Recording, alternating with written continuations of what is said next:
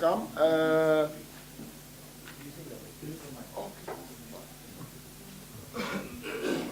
Ladies and gentlemen, I wish you again welcome. Welcome to this pre-last session of the day. We are going to talk about the way the laws and the policies should be implemented at local level. Let me invite our colleague Lewis for his presentation. Lewis, you are welcome. Thank you very much, and good afternoon to you all. I'll be just making a presentation of making policies work at local level. Why I chose this presentation is the easiest to make because I think basically that's what we're all trying to do back at home. So we are discussing familiar territory. Eh? So thank you very much. I think what I also wanted to emphasize is on the evidence-informed decision-making. And also there's a perspective that I also want to, because it's a familiar territory, I just want to at least look from a perspective position. How does the frontline view policy? And I think we did a lot of exercise of getting into other people's shoes through the other sessions.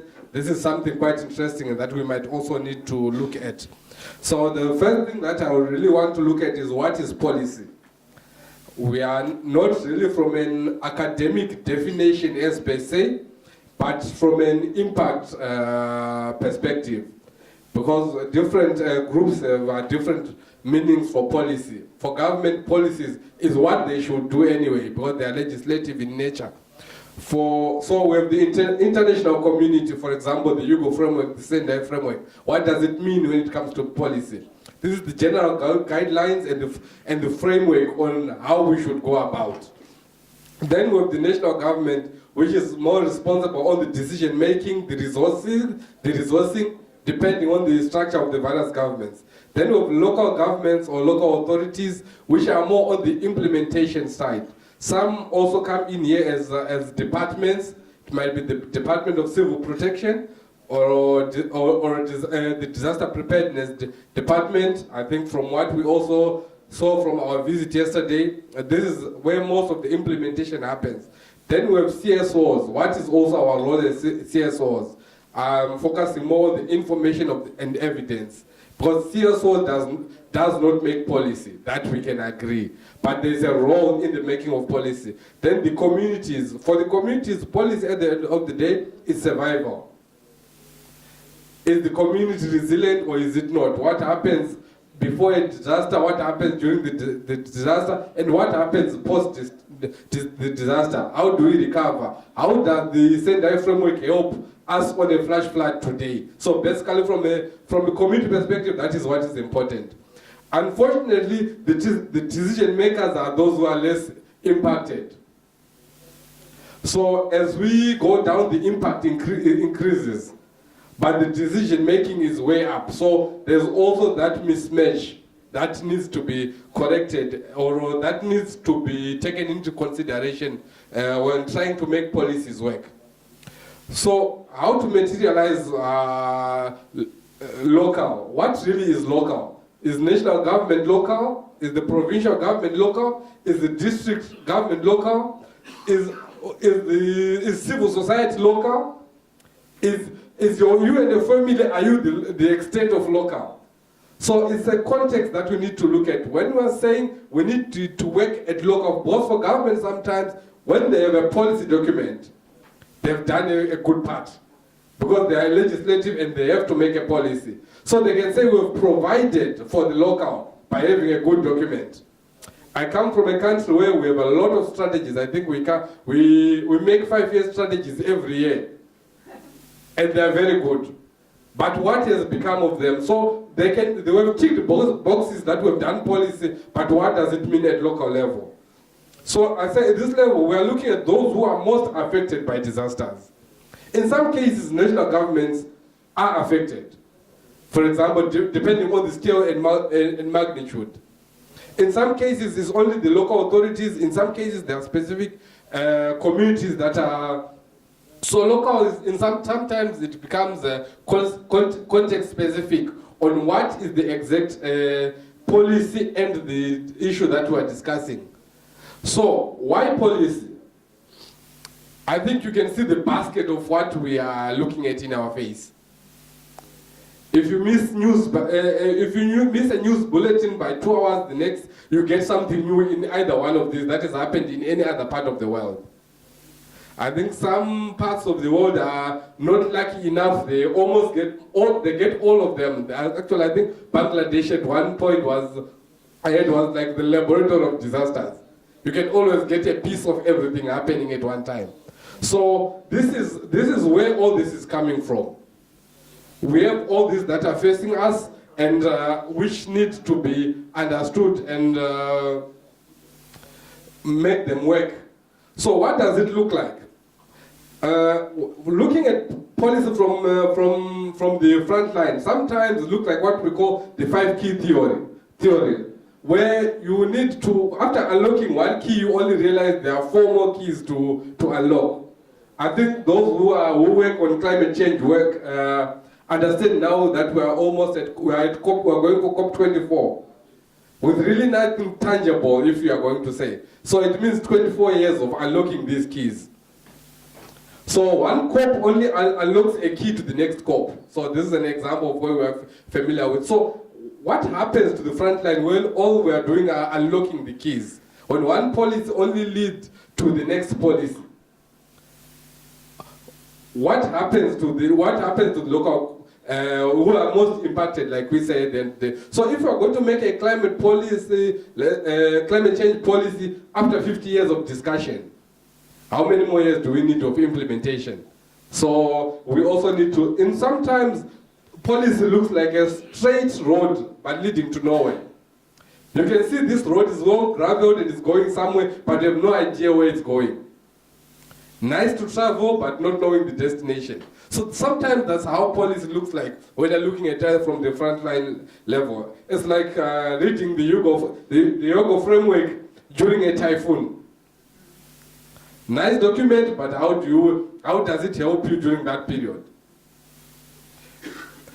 And most of the time when the communities hear about policy, or those who have had a bit of experience, they look at big rooms, well-dressed men and women, discussing things. So it's more like the conferencing becomes the policy to them. And it's so detached from the communities. So this is basically what it looks like from that perspective. But there's something of what it should look like. Basically, what policy should look like is when you get to the river and try to cross after a flooding. How is policy addressing that? Making policies work at local level means at that community level, they should be able at one point to discuss these things. To say, what do we want to improve our resilience? I think it's interesting that now the issue of trying to conglomerate all the issues of climate change, of disaster risk reduction into a resilient framework is coming up now, but at community level it came out way back. Because the community was saying you are bringing fancy words, which is not what we need. What we need is to say, how do we go to bed? How do we make sure that we don't go to bed hungry? How are we sure that if we have a disaster today, tomorrow the family is protected? This is what they're interested in at the end of the day. So the community, so we are catching up from what has already been there with the community. It's not new, it's been there, it's only that we have not been listening enough. So what is my point? My point is we have a bag of experience in this community. And if we do not tap into the experts by experience, at the end of the day, we do not have any meaningful policy that will work for the community. We might have good documents, but it will not work for the community. So it is important to include people that have lived the experience in terms of developing policy. Because there are some of the vulnerable groups, really, they've been stigmatized actually by policy. a lot of them, to the point that they now don't want to hear anything that has to do with policy. Both to them, it's another empty promise, it's another way of sidelining them from decision making. So one way of changing this is also is to make sure that we work with people with direct experience. We have seen most of this experience, they've come out as academic papers, which is good, but it also loses some of the value in between. No one tells a story better than the one who has experienced it. So what we get at the end of the day, we use the analysis to come up with policy rather than the real issues. So we are looking at the front line should be able to meet policymakers face to face.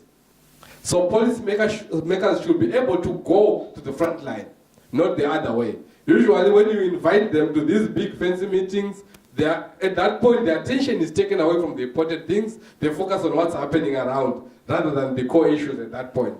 So they should be able to be given the opportunity to speak at some of the events. I think there is an issue of putting the case studies, which is putting it into writing and filming, and films in terms of these experiences. We're looking at facilitating consultations and setting up expert by experience panel. This really gives them the feeling that their view in this is important and they're being listened to. Their input has a role in the overall policy formulation and the impact of the policy. They must be also demonstrating in the various fields how their daily lives will be impacted by policy. So what does definition of a policy success mean at local level? It does not mean the launch of a policy. It does not mean how far and wide a policy has been distributed. It basically means we have an action plan to turn disaster prevention policy into practice. At the end of the day, what is the practice on the ground that has been driven by policy? This is what it means when you're at the local level. So what is the indication that a policy will work at local level? Participation. We need participation. We need genuine participation at all levels. The community must be able to participate along the way, not just as recipients. They should come in as co-researchers, they should come in as co-facilitators, they should come in to provide the knowledge, they should come in also to be part of the whole decision-making process and implementation. They should at least have a say in what is happening. The issues of gender equity should also be addressed at policy level, and the specific needs, especially for children and young people, also need to be taken account. Communities are already reacting or trying to prevent disasters on their own without these frameworks. So that should also be harnessed. And so by creating local volunteers at that level, to at least amplify what they have already been doing, and to keep up with the experience that is amongst these people. So there should also be partnerships. I think in the GNDR report of 2011, it was after VFL, came out strongly in terms of the partnerships. These are critical. And the communities should come out as an equal partner when we are talking about the partnerships in developing policies. So we're coming back to the synergies. Policy formulation is not an easy process. It's a difficult, complex process with everyone having roles and responsibilities. But I wanted to look at CSOs. What do CSOs have to input within the whole framework? We have the transnational level, the national level, the subnational, and the local level. But the outside ring is what I have focused mainly on CSOs, saying we need to be able to do advocacy, which is informed by evidence from the local, so that it goes all the way up. Communities sometimes they do not have the chance and the capacity to push the agenda. So CSOs are coming to fill in that gap so that the issues of the community are addressed through advocacy. Independent monitoring, I think VFL to me has been a flagship program. especially linking with government, especially tracking progress from an independent perspective. We need to give an objective view. I think there was a question in another way, where the government is the one that is reporting on progress in these frameworks. We also need an independent evaluation, even just to say what the government has reported is exactly what is happening on the ground. It gives credibility. So in conclusion, I think for policy to work, we should continue independent local level monitoring. I think this is the framework that VFL has started. It is important because it gives the voice of the one that is supposed to benefit, to say, are you benefiting or not? Policy dialogue, we should always provide a space for communities to inform and be informed. We should have adequate capacity building for communities to actively participate, so that it does not become just a government process and CSO process. Then we need inclusive, people-centered approaches. People should be at the center of every policy and every policy implementation. We should align across policies to ensure coherence across development and climate change activities together with DRR, so that it doesn't become really a show to the community, where we have one group coming in with climate change, we have one group coming in with DRR, we have one group coming in with development issues. Let it be at the core of the people, so that at least all the policies are aligned and they make sense to the day-to-day living of the communities. We also need to learn from the past and look into the future, because there are a lot of lessons to be learned at that level that would inform recovery and development planning. So basically, what we are saying is, we have been doing something, but we can do it better for the community by doing it with them. Thank you.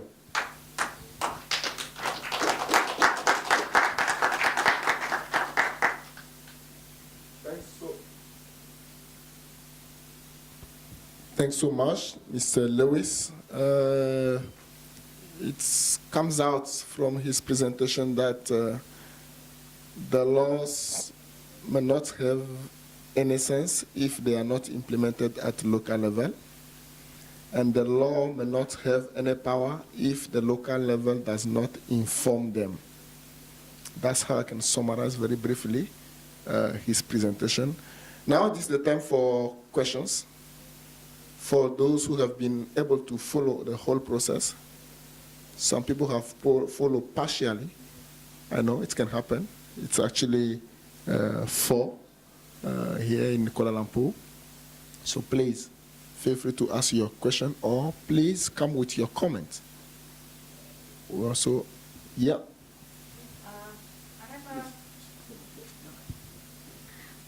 Tiarma, Indonesia. I have questions. How, maybe this is a question for discussion. Maybe other colleagues have experiences about what we facing in, especially in the lobby and advocacy about the DRR. In the Southeast Asia context, actually all the state leaders already signed and ratified the Sendai framework. Having said that, normatively, they supposed to translate it into national law and then put it into derivative regulation, into the ministry, office, agriculture, land management, and etc. But the problem now, even though the national and provincial government ratify, it doesn't really synchronize to the strategic planning, including the budget. So in the practical level, the law is there, the regulation is there, but there is no tools to operational. I would like to learn from other colleagues about this thing. Thank you. Thanks so much. Shalini, yeah. There is a concept in India on social accountability these days. The government also knows that its policies and program are not being effective on the ground, being a large country and it's not able to reach to the communities directly. So they have indulged into a civic engagement with the civil society organizations and the communities. First to simplify the programs and policies, and then to empower the communities, and then to come back to the government with the results on the ground. So where is the lacuna? How it can be plugged in? So that process is actually gaining momentum in the country as of now. So that can be also one of the tools that can be used here. The other thing is, like we tried in India, we have a local platform in East District of Delhi, where we have formed a small collective of the stakeholders, which comprises of retired government officials, youths, academicians, whoever is interested, and they collect evidences from the ground, and they indulge in dialogue with the government officials. So that is how they tell them this is the risk and vulnerability, and this is the scope within your program. So that is how it can be plugged in. So that is also working out there. Thanks so much. Another contribution? I would like to ask your advice. I come from a country, Vietnam, ruling by one party who consider he represents the people. And when you want to transfer some opinion of the people, the parties say, but we represent the people, we know what we have to do. So in this case of a country, and there is some other example in the world, where the system does not allow anybody to have opinion or to be involved in anything about planning, economy, or whatever, how could this country could give any power or chance to local community or local people to be involved more in DR? Thank you. I think Shalini shows the way the local informs the national, and we have a very strong challenge coming from Vietnam. We have a very powerful government that seems knowing everything about his responsibility, and according to Mr. Chantry, this is not the case in terms of implementation. So your advice, how do you think in Vietnam people can influence the government? They don't say change the government. Okay, some word of fear here. Okay. Your advice, let us make it a debate. I know in Egypt we have very interesting experience. We have a lot of experience from America and from Georgia. So probably, I didn't say Africa, I know why. I will come back later. Any experience? How can we influence our national government? Yeah, Mr. Lewis, definitively. Okay, thank you. I'll just want. I think we used to have, or we still have a similar problem where the political party becomes so strong and it claims to be the voice of the people, and everything that it says is what the people should be saying in a way. So even a consultation, people don't say anything openly because you don't want to be labeled otherwise. But what we tried to do, because now there is planning at the national government, which is very difficult to control, and planning at the local authorities or the local government, which has been quite easier to influence. So what we have tried to do thematic areas, especially in terms of budgeting, to say we are just coming in as an environmental management group. We are coming in as a climate change group. We are coming in as a development group. And our interest is just to see how environmental issues come out of the budget. So we kind of sneak in these issues through a fancy name like environmental management issues, which does not really raise a lot of political questions. But quite difficult though. Thank you. This is what he has. Yeah, we have and here.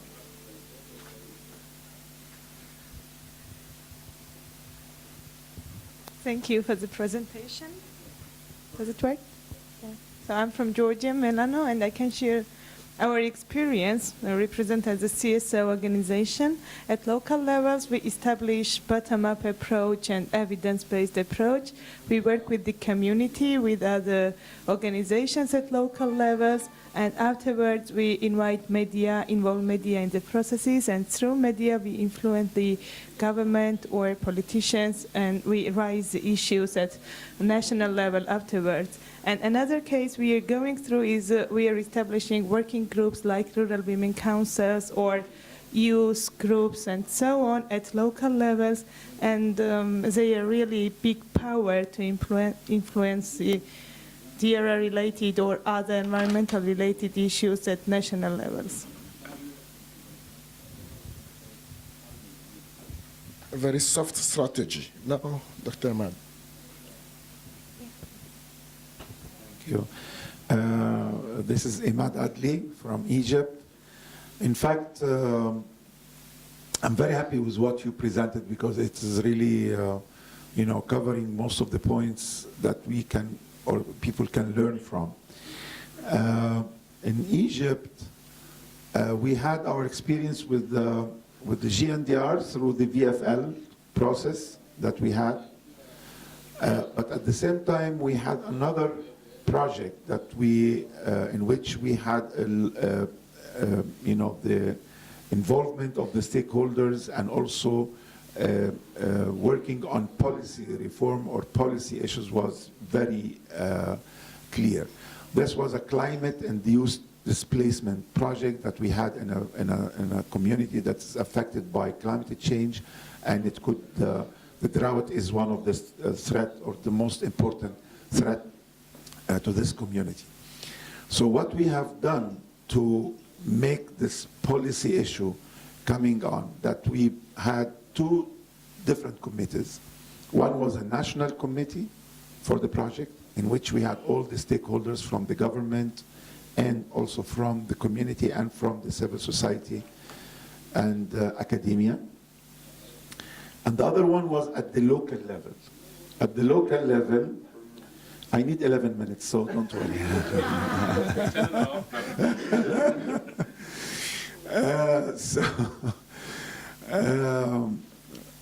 At local level, yes. So we had another committee at the local level in which we had the stakeholders at the local level, but there was the voice of the different clusters you talked about: women, youth, disabled, and so on.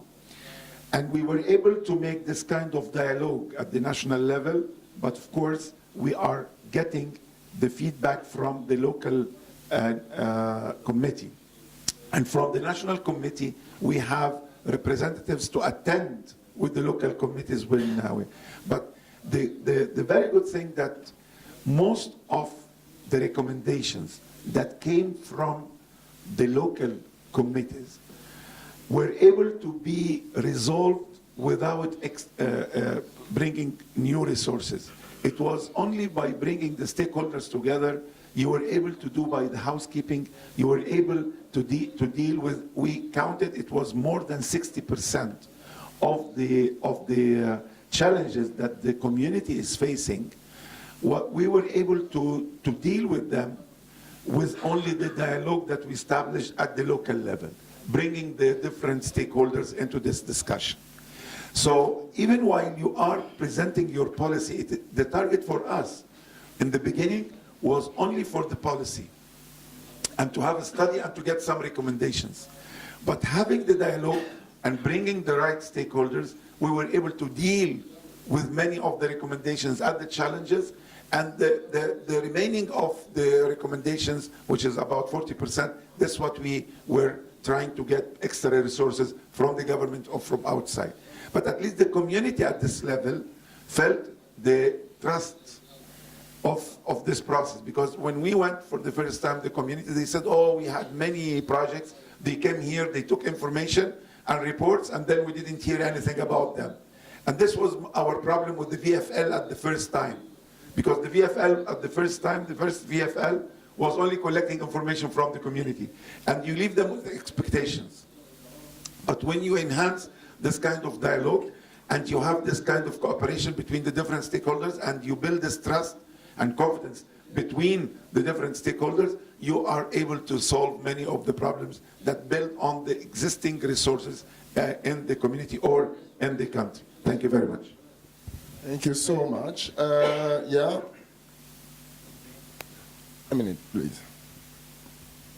Pedro Ferrada de Perú. En el caso de Perú, lo que encontramos es que hay un problema entre lo que el gobierno quiere hacer, el gobierno nacional, y las capacidades y la voluntad de los gobiernos subnacionales. Y entonces hay una exigencia del gobierno nacional sobre los gobiernos locales, y los gobiernos locales no están no solamente de acuerdo, sino que no tienen la posibilidad de cumplir con esas exigencias. Entonces lo que hemos hecho es promover, por un lado, las redes subnacionales de gestión de riesgo y generar espacios de diálogo entre el gobierno nacional y los gobiernos subnacionales, para que sean escuchados por los funcionarios del gobierno nacional las propuestas, las preocupaciones, las iniciativas de los gobiernos locales. Y progresivamente también hemos procurado que en este diálogo participen las comunidades de base, ¿no? El resultado en algunos casos ha sido que se han generado otros mecanismos de participación y gestión en lo que es gestión de riesgo, ¿no? Políticas subnacionales, acuerdos, implementación de programas, pero de una manera desigual. O sea, en algunas regiones o en zonas subnacionales se ha hecho y en otras no, ¿no? Gracias. Excuse me. Yeah, we are coming with comments, but I have a personal question that I want to ask Mr. Lewis. Mr. Lewis, from the policies to the implementation at the local level, what does the process look like?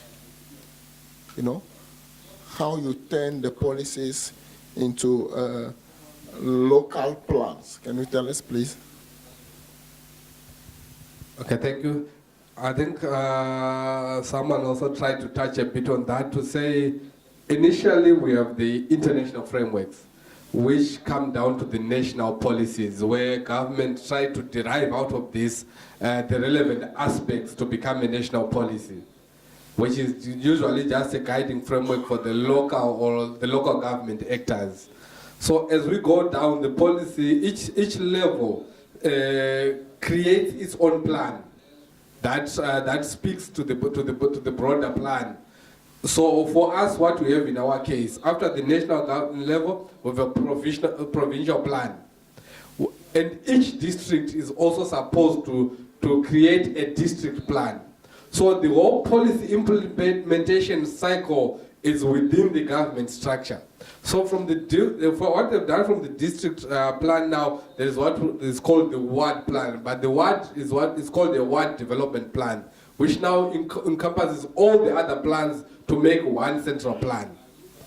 So it is at that level now when the implementation happens. But this ward development plan cannot be created or developed without guidance from the district, provincial, and the national plan. So without a national disaster preparedness plan, for example, it will be difficult for the ward to incorporate DRR within their ward planning. So they would rather focus on other things that they are familiar with, which they already have guidance with. So the first important issue is to be able to bring down this framework to a position where at what level it is implementable because of the structure and the guidance from the national level. Secondly is the issue of resources. Because when these guys do a plan at one level, they put it back to district level, where they are then compounded again to the provincial level.